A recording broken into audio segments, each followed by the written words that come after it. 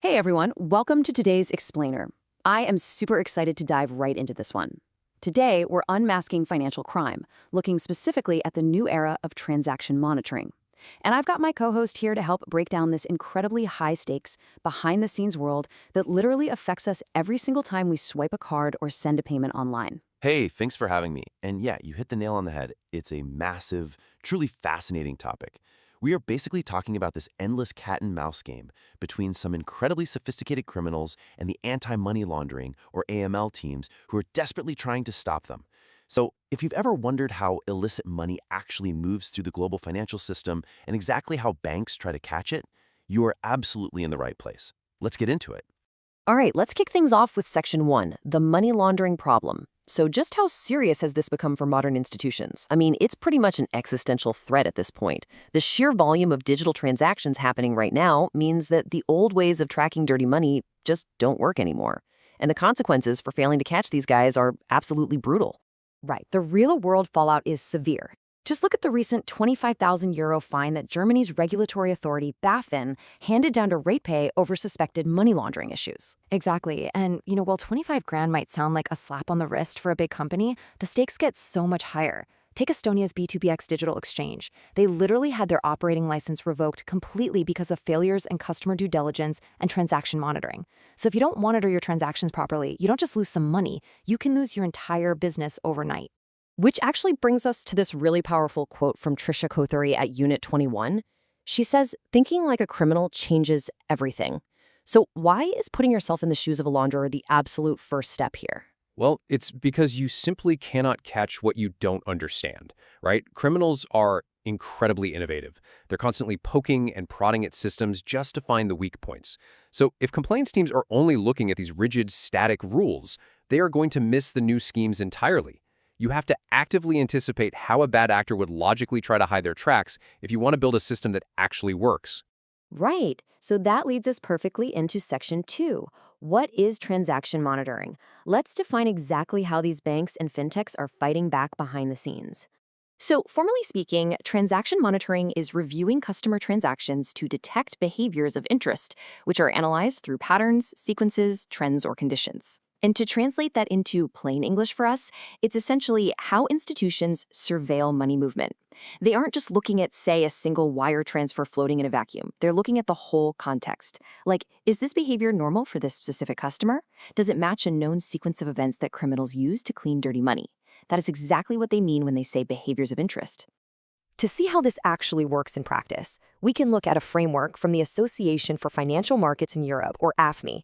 It's specifically designed to catch these really complex schemes, like mirror trading. Yeah, and this is a fantastic example of intelligence-led analysis. You see, analysts don't just stare at a screen waiting for a big red flashing light. They follow structured steps. First up, they identify the client population. Then, they filter for specific securities that might be manipulated. After that, they narrow it down to internally matched or over-the-counter trades. Now, step 4 is absolutely crucial. They find statistically unusual counterparty pairs. And finally, they use advanced network analysis to uncover the hidden relationships between buyers and sellers. It is some really intense, highly analytical detective work. So we know the process, which brings us to Section 3, red flags and alerts. Basically, how do compliance teams actually go about spotting a launderer mid-step in the real world? And that is the core question we want to answer here. What does a real-world money laundering red flag actually look like? We need a practical, scenario-based example to make this concrete. Like, what does it actually look like when the system catches something fishy? Okay, picture this scenario. $500,000 gets set from a company right into an account that has been completely dormant, dead quiet. Then, immediately, that money is fragmented and forwarded out to 20 different accounts with a highly suspicious and honestly pretty bold reference line like, "Mind your business, limited." Oh, wow. Yeah, that definitely sounds incredibly shady. Super shady, right? This is actually a textbook illustration of a money laundering concept called layering. The criminals are actively trying to create these dense layers of complex transactions just to obscure the original illegal source of the funds. A solid transaction monitoring system is going to flag that exact sequence instantly. Right. And when the system flags that kind of activity, it generates an alert. And that alert follows a specific life cycle, kind of like what's outlined in this glossary from Oracle. Exactly. Generating the alert is really only step one. That's when a human analyst steps in. So an alert starts as new, and then it moves to open as an investigator actually views the details. Sometimes it gets reassigned to a specific specialist. Often it hits a follow-up stage, where the bank actually has to reach out to the customer or just wait for some extra info. And finally, it's closed. Now, that either means it was just a false alarm or the analysis is totally complete and the bank is officially filing a suspicious activity report, or SAR, to law enforcement. But as we're going to see in Section 4, legacy versus automated systems, spotting that red flag isn't necessarily the biggest problem today. We really have to talk about data volume. For sure. The sheer volume of data itself is the real beast here. Older systems are, quite literally, drowning in the noise. Okay, so let's break down this comparison between the old-school manual legacy systems and the modern automated cloud systems. Well, the traditional approach, which relies on manual monitoring with static rules, is just completely failing against modern financial crimes. I mean, it's incredibly slow, and it generates an absolute mountain of false positives. That means analysts are wasting hours investigating perfectly innocent behavior. Automated cloud systems, on the other hand, operate in real time. They use continuous screening and adaptive rules to actually keep pace with the breakneck speed of digital finance today. It's a total game changer. And that brings us right to Section 5, which is really the cutting edge of this whole fight, AI and machine learning. This is where things get genuinely exciting. AI allows for proactive risk management rather than just constantly reacting to yesterday's trends. But the real magic here is with unsupervised models. So what does that actually mean in this context? Well, think about it like this. Traditional rules tell a computer, hey, look for A, B, and C. But unsupervised machine learning models ingest massive amounts of data and organically find weird behavior that investigators didn't even know they should be looking for. They literally discover new, unknown criminal topologies totally on their own. This drastically cuts down on those annoying false positives we just talked about, and it lets institutions customize adaptive rules for different partners, like a sponsor bank working with one specific fintech app.